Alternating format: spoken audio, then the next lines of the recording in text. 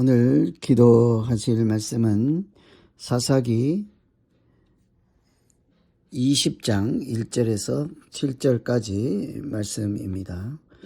그 중에 1절, 2절 봉독해 드립니다.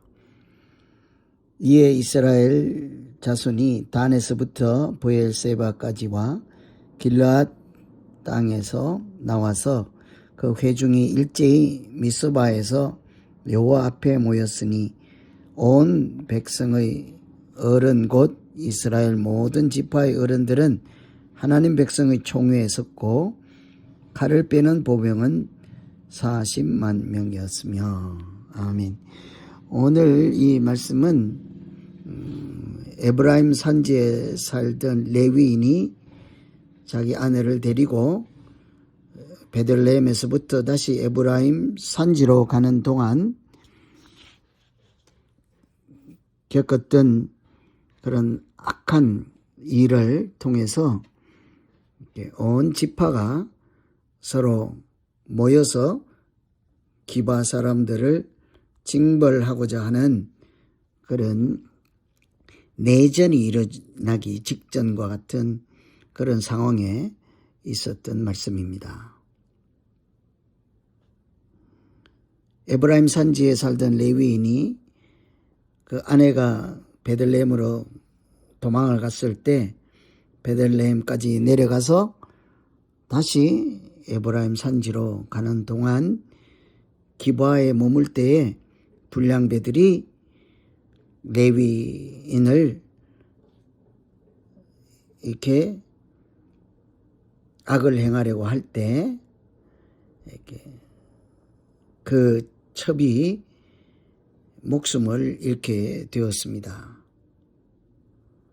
이런 일로 인해서 그 당시에 큰 이렇게 지파별 전쟁이 일어날 수 있는 그런 위기를 당하게 되지요. 그래서 오늘은 왜 이 한 사람에게 일어난 일로 인해서 시대가, 온 나라가 이렇게 내전 상황까지 치달아 가고 있는지, 이런 것들을 살피면서 이 또한 그 이전에 있었던 것과 마찬가지로 당시에 왕이 없으므로 각기 소견대로 했다, 이런 악을 행하고 소견대로 행하는 것이 무엇이 문제였을까, 이런 것을 살피면서 같이 기도하면 되겠습니다. 우선은 하나님의 일이나 거룩한 전쟁보다 개인적인 원수 갚는 그런 시대상을 볼 수가 있죠. 1절에 보시면 이에 모든 이스라엘 자손이 단에서부터 브엘세바까지와 길르앗 땅에서 나와서 그 회중이 일제히 미스바에서 여호와 앞에 모였다. 여기 보면 단에서 브엘세바까지 모였다고 하죠. 이것은 전 국민이 다 모였다 하는 이야기입니다. 그들이 모인 곳도 미스바라 하는 곳이죠. 미스바 광장입니다. 전망대, 워치타워라고 할 수 있는 높은 곳, 언덕의 평지라고 하시면 되겠습니다.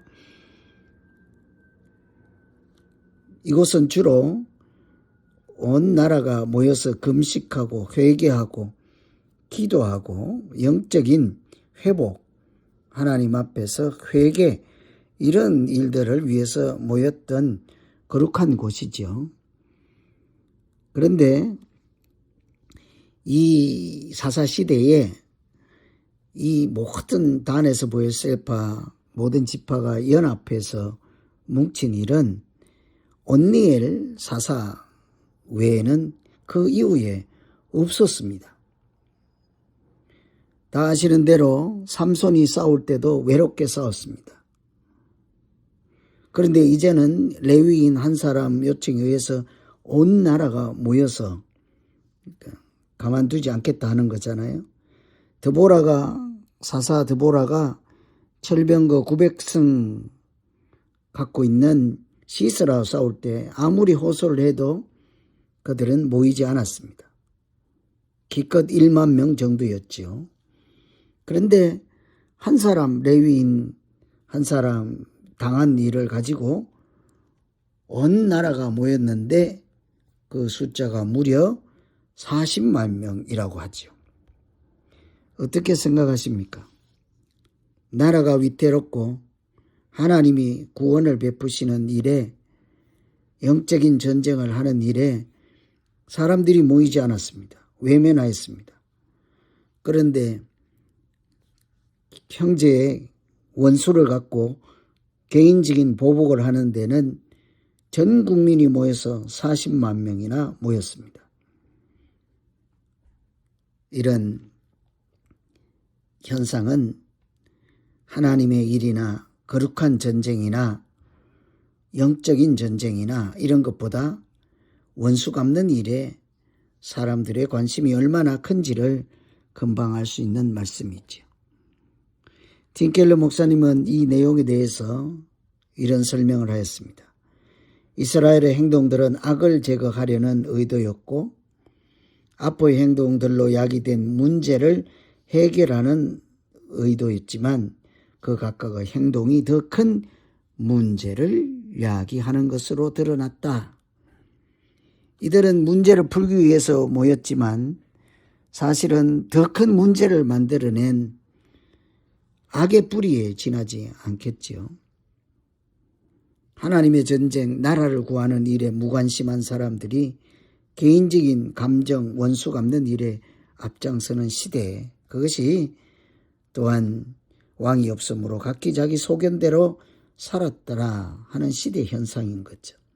그래서 우리가 이런 것을 볼 때 하나님 우리가 원수 갚는 일에는 빠르지 않고 더디게 하시고 하나님의 일, 거룩한 전쟁을 하는 일에는 느리지 않고 빠르게 해주십시오.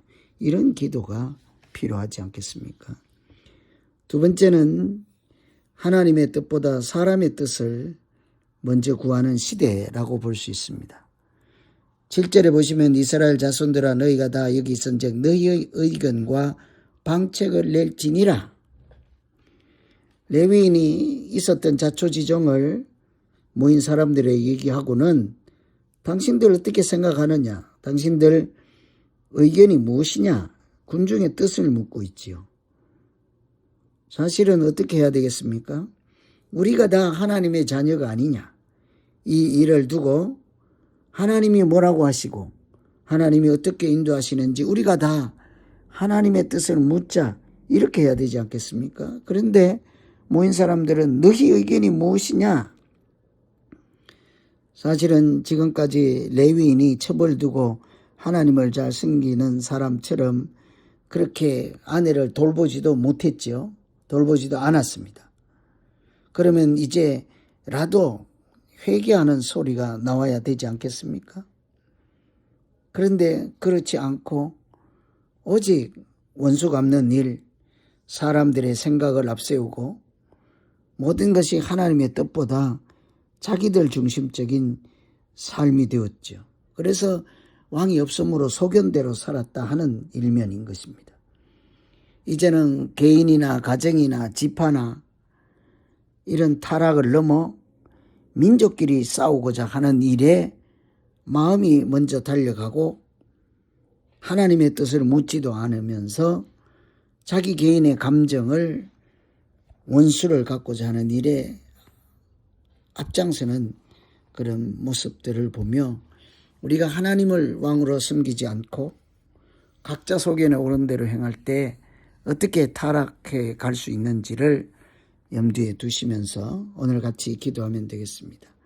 하나님, 개인적인 원수보다 하나님 일에 앞장서게 하시고 사람의 뜻을 따르기보다 하나님의 뜻을 먼저 따르게 하여 주시옵소서. 이렇게 기도하면 되겠죠. 이제 우리 각자 오늘 말씀 의지해서 기도하겠습니다. 하나님 아버지, 레위인이 억울한 일을 당하여서 그 시체를 온 전국에 보냈을 때 전 국민이 들고 일어나서 같은 지파 중에 하나인 베냐민을 가만두지 않겠다고 모두가 한 마음이 되는 것을 보았습니다.